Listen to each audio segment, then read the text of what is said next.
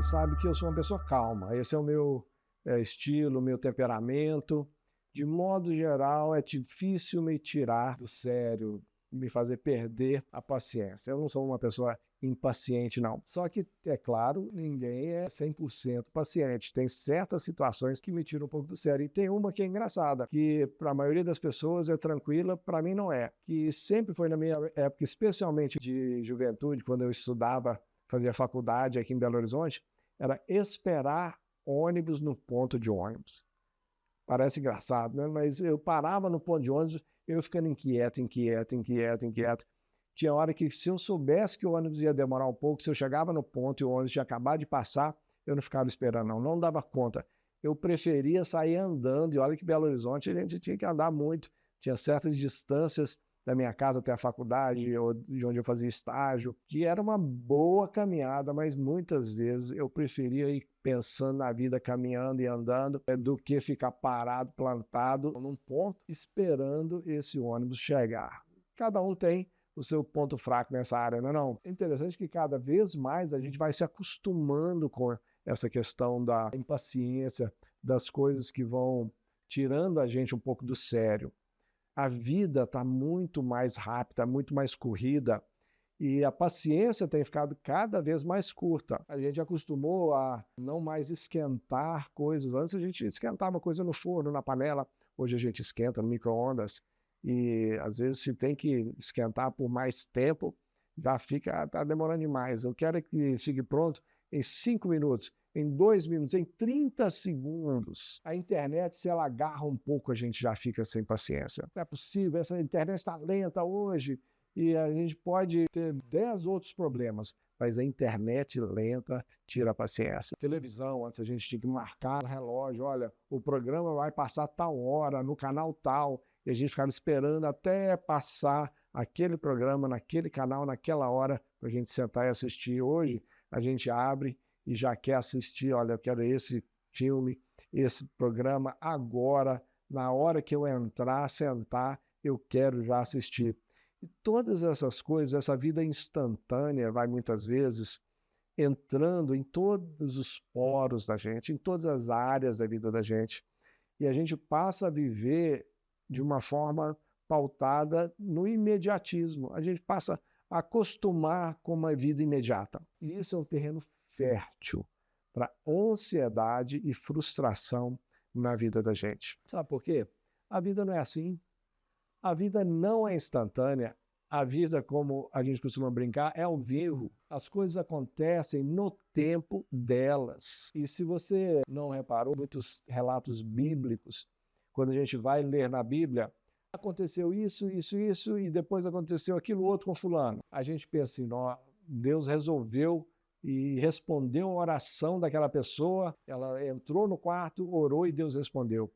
Mas quando a gente entende um pouco a história, o que é que durou essa história, às vezes uma resposta de oração que no papel é de um versículo para o outro, mas na vida real demorou 1 ano, 10 anos, 20 anos, 40 anos, às vezes gerações se passaram até Deus responder aquela oração. As coisas não acontecem no tempo e na forma que a gente quer. E como elas não acontecem no tempo e na forma que a gente quer, de modo geral, a gente vai buscar a solução diante do Senhor. A gente se lança em oração diante do Senhor. Deus, o Senhor, por favor, faça os meus planos darem certo.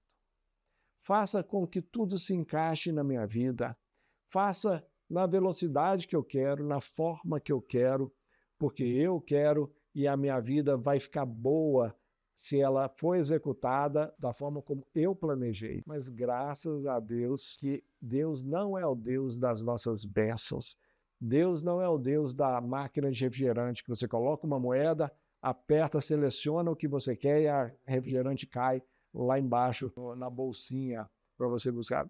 Deus não é assim. O nosso Deus é um Deus que trabalha sim, mas no tempo e na forma dele.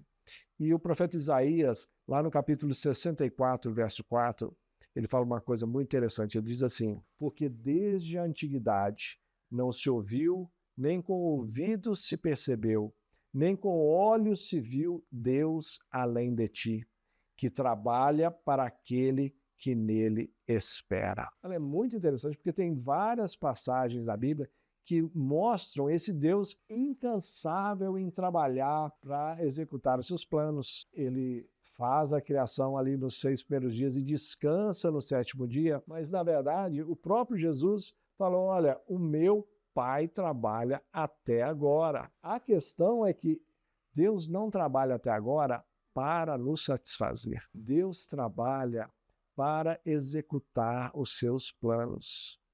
Deus trabalha não para satisfazer as minhas vontades. Eu é que tenho que me alinhar aos planos do Senhor. E é muito importante isso. Nós estamos aqui num congresso falando sobre planejamento, falando sobre renovo, falando sobre visão de liderança, falando sobre a alegria de avançar, sobre todos os desafios da liderança. E é muito fácil a gente cair na armadilha de pensar assim, as coisas não estão dando certo porque o meu planejamento não está certo, porque o meu modelo de igreja não está certo. Ah, se eu trabalhasse em células daria certo. Ah, se eu tivesse ministério assim daria certo. Ah, se eu pregasse como o pastor Jeremias, a minha igreja daria certo. Ah, se eu fizesse igual o pastor fulano, se eu estudasse a Bíblia igual Beltrano, se eu tivesse um canal de YouTube igual Ciclano, aí as coisas seriam diferentes. Mas a gente perde a noção, na verdade, de que nós estamos num congresso desse justamente para parar e ouvir Deus trabalhar e testemunhar Deus trabalhar na nossa vida. Por isso que ele fala, o profeta Isaías, que Deus trabalha para os que nele esperam. Essa expressão esperar no Senhor é muito importante, sabe por quê? Quando eu espero no Senhor, eu não permito que a ansiedade tome conta da minha alma. A ansiedade é um veneno. O Senhor Jesus falou, não andeis ansiosos de coisa alguma. Basta cada dia o seu próprio mal. Essa expressão muitas vezes me deixou assim meio inquieto. Como assim, basta cada dia o seu próprio mal? Quer dizer que Deus reservou um mal para todo dia? Se você parar para pensar, a ansiedade nunca é antecipar as coisas boas que vêm pela frente. Às vezes a gente tem a expectativa, né, de uma visita que vai chegar, de um dinheiro que vai sair, do salário que vai entrar, essas coisas. São expectativas de alguma coisa que vai acontecer no futuro. Mas ansiedade não é isso.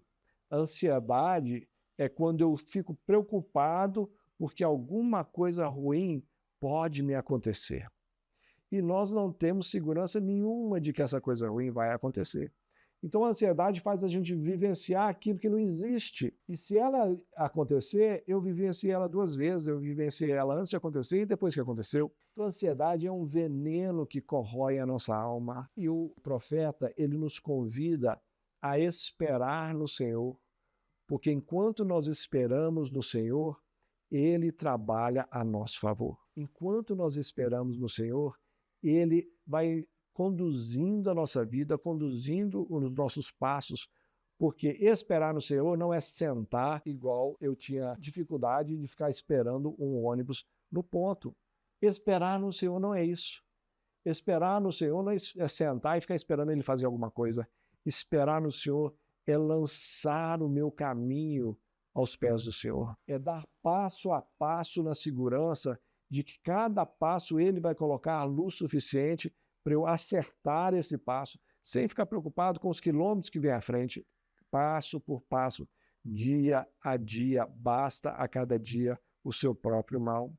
Nem além nem a quem eu trabalho nos recursos que ele me deu, eu não trabalho nos recursos que eu não tenho, eu trabalho com os recursos e com os dons espirituais que ele me deu, e não com os dons espirituais que ele deu para o meu irmão. Eu trabalho com o talento, com a personalidade, com o meu jeito de ser, porque isso foi dessa forma que Jesus me criou, que Deus me criou. Então eu deixo de tentar viver a vida do outro, a vida do pastor fulano, a vida da pastora Beltrana, e passo a viver aquilo que é do Senhor para mim. Isso é esperar no Senhor. É interessante porque ele diz que desde a antiguidade não se ouviu, nem com ouvido se percebeu, nem com olhos se viu. Sabe por quê? Porque não há Deus como o nosso Deus. O nosso Deus é único, Você é único, você não tem nenhuma pessoa parecida ou igual a você, parecido pode até ser, mas não tem nenhuma pessoa igual a você. E Deus te trata dessa forma. Deus te trata com perfeição, porque Ele é o nosso Deus perfeito. Então, deixa Deus trabalhar, espere no Senhor, derrame a sua ansiedade aos pés do Senhor nesse momento. Talvez você tenha chegado no CPL com ansiedade de, assim, o que é que Deus vai fazer comigo nesse congresso? Eu preciso de uma mudança. Esse desejo é bom, esse desejo é importante, mas ele não pode se tornar uma ansiedade. Agora que o congresso está acontecendo, deixe Deus ministrar no seu coração. Deixe Deus falar e conduzir a sua vida naquilo que Ele tem para você nesses dias. Escute cada palavra, participe de cada interação com esse desejo. Ainda que online, você tem toda a possibilidade de interagir com as pessoas que estão online e a gente conseguir caminhar para algo novo, para a hora que terminar o congresso a gente perceber, Deus trabalhou nesse congresso e eu esperei e agora estou colhendo todos os frutos.